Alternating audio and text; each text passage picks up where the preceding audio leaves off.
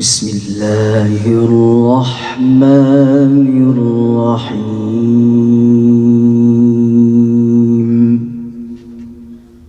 من كان يرجو لقاء الله فإن أجل الله لآت وهو السميع العليم.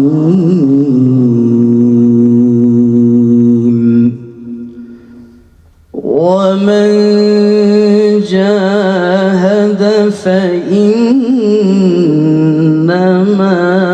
يجاهد لنفسه إن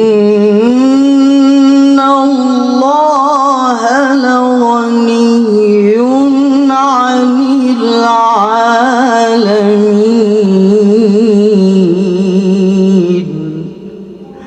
صدق الله العظيم.